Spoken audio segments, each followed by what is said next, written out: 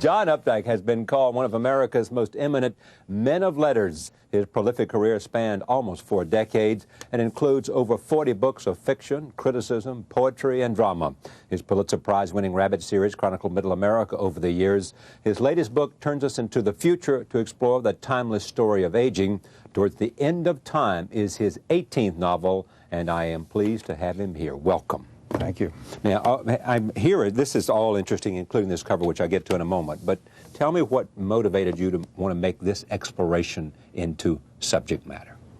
After my previous novel, which was called In the Beauty of the Lilies and was about a family's history and involved a lot of third-person narrative, a lot of research into what happened, I wanted to give myself a change, write about a period when nobody knew what happened, and also a somewhat more intimate novel, first-person narrative. So we have this elderly man sitting on a hilltop in Massachusetts at the age of 66, and the year is 2020. Did we like Ben?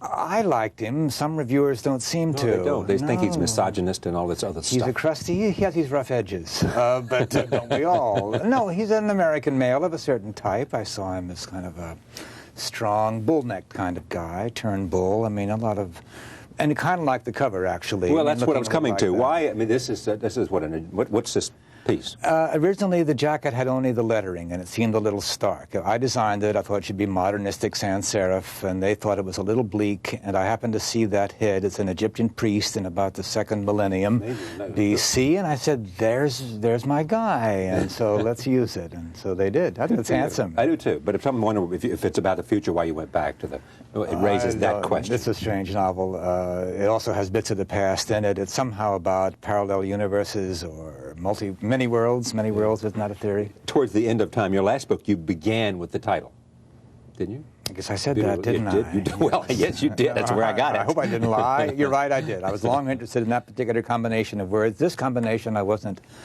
so happy about, but I could never think of a better title. It's sort of a strange title. Also, it's uncomfortably close to Till the End of Time, which we all used to shuffle to as teenagers. You and I did.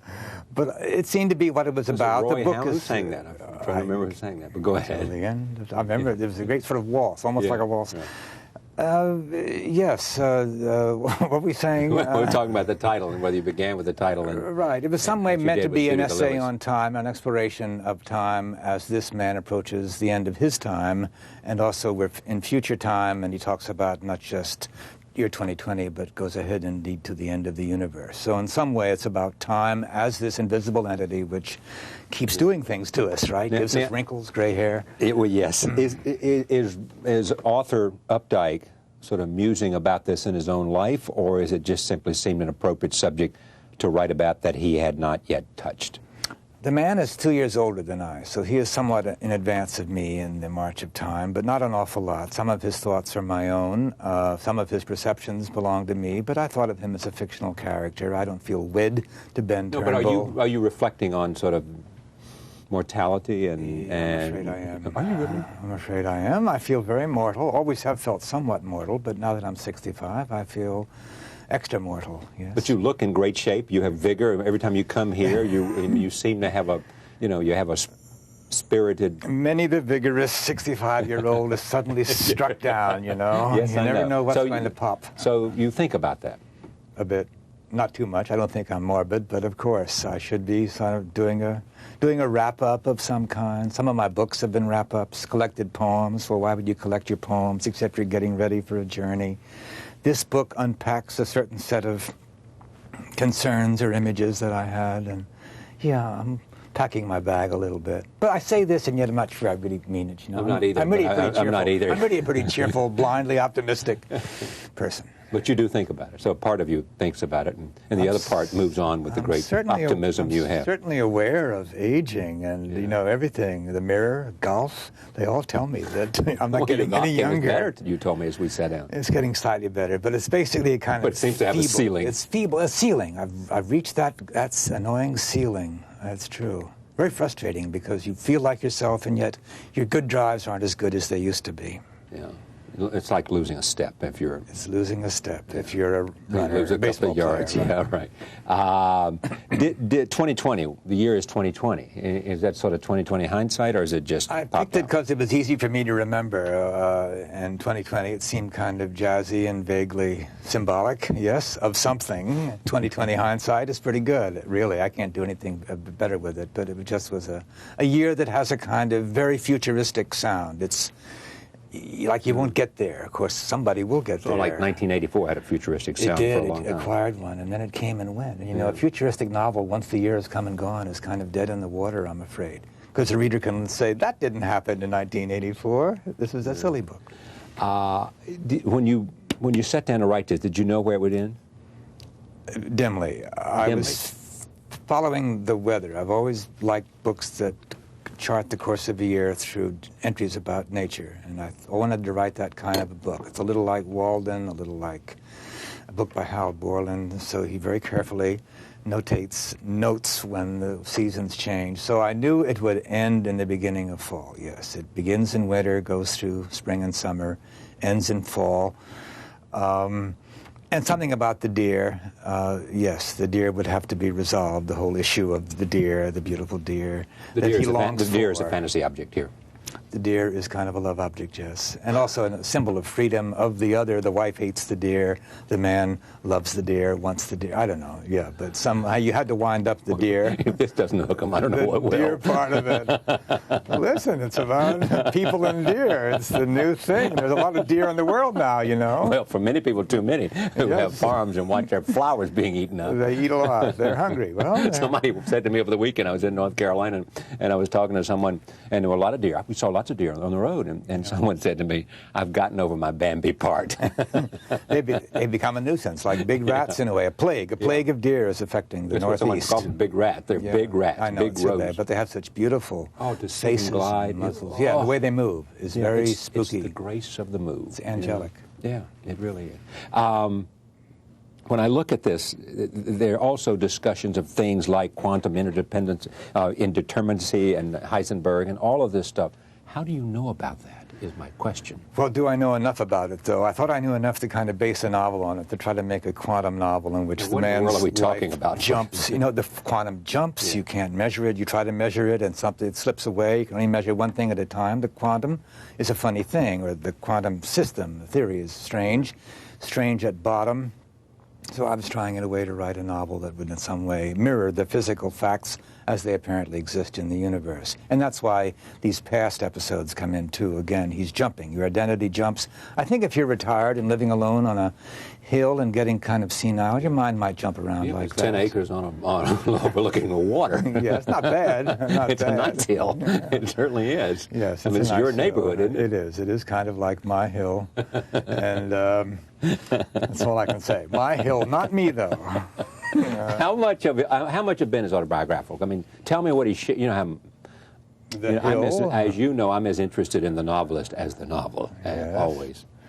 The hill is real, much as I described it. The house is somewhat real. The walk to the mailbox is kind of real, and you know that's been taken from me because now the Globe delivers to the door, and I can't walk down. And the rough curve of his life, I suppose, is somewhat mine, although since it's a futuristic novel, he is not born in 1932, but born somewhere in the 50s. So I had to rethink a bit that he's a baby boomer. He has a different kind of way of growing up. He wasn't as repressed as I was. So I tried to adjust for that, may not have totally succeeded. You write daily? Yes.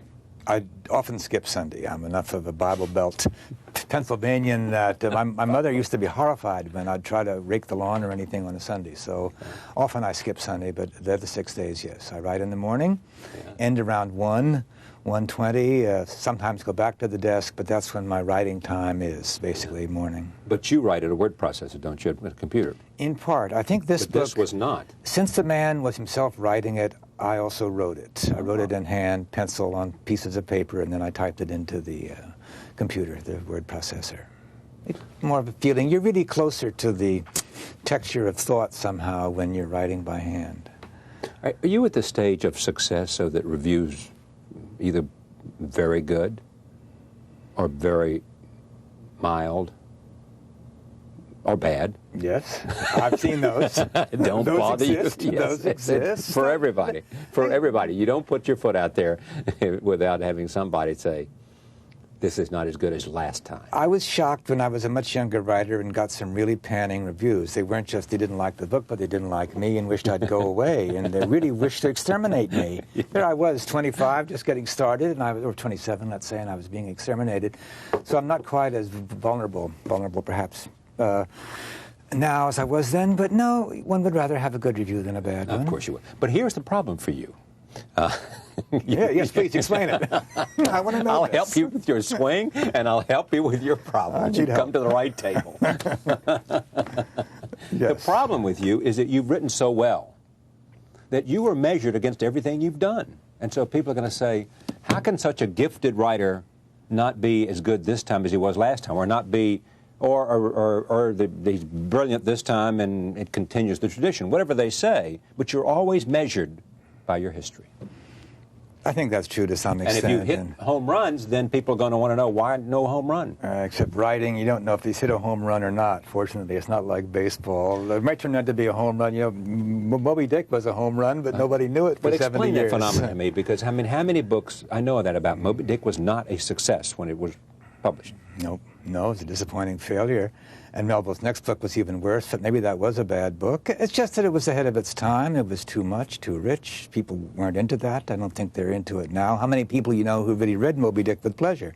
It remains a kind of book that's taught. I read it with pleasure, but maybe because I thought I should. So yeah, there are books that time is not yet. This may be one. I don't know. I am measured against the Rabbit books to a degree, because people really loved that character. They came to love him. Some did, not everybody, but some. And so people look at me sadly saying, how could you have killed him? Yeah. As though I'd really killed him. Well, the answer is that it's my duty as a novelist to see him through. I thought that kind of man might well come to an early end. A lot of ex-athletes I've known, you know, they develop heart trouble. It's a penalty. You use your body hard at one point of your life, and you. So it seemed to me that I had to see him into not quite the grave, but the terminal hospital bed, and to make a saga of a life. This is a man's life. A life ends.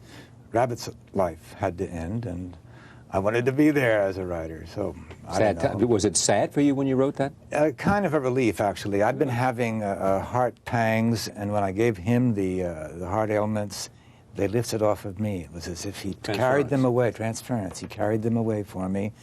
And toward the end there, when he goes down to Florida, kind of half wanting to die, I felt oddly free. I felt myself getting lighter and lighter. So it wasn't as sad for me as perhaps for my readers, or some of my readers.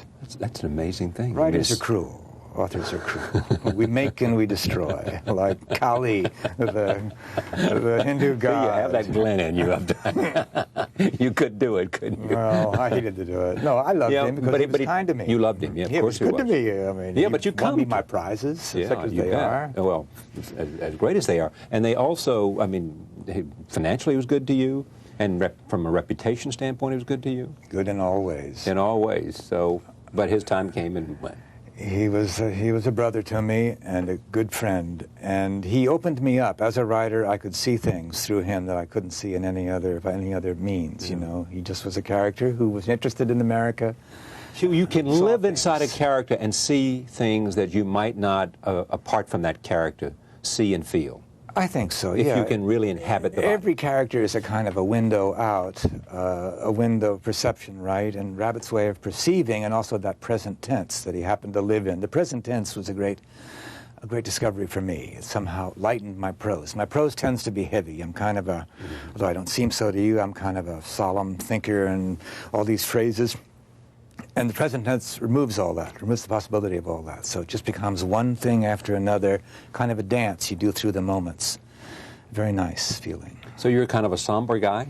Probably. I mean, yes. No, serious? Did I mean somber? I meant, I don't know what I am. Serious. Kind of pedantic. I'm kind of a pedantic guy, I think. I'm a frustrated professor or something. I mean, look at this book full of all those scientific Yeah, well, I know. All that. So that Rabbit freed me from the pedantic side of me, the fussy side of my prose. Became less fussy with him in charge. Yeah, characters. Do you know what you're going to write next? Oh, I have another character. I seem to be rounding up my characters. This is a Jewish writer called Henry Beck, who's somewhat older than I am, but he's still alive, I'm happy to report, and I'm trying to write a few stories about him in the literary life. Maybe a bad idea, but it's the only idea I have these days. I would hope to get that book out next fall.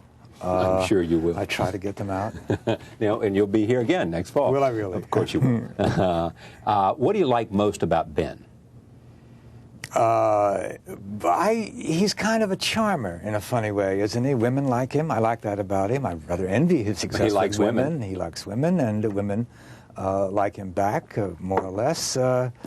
And I like that he was a solid citizen of a sort who's now trying to see through the solidity into the void beyond. He's become an old spider spinning his verbal web up there on the hill. That doesn't induce you to read this, I don't know what. Toward the End of Time, a novel by John Updike. It is always great to have you here. Thank you again. Thank you. We'll be right back. Stay with us.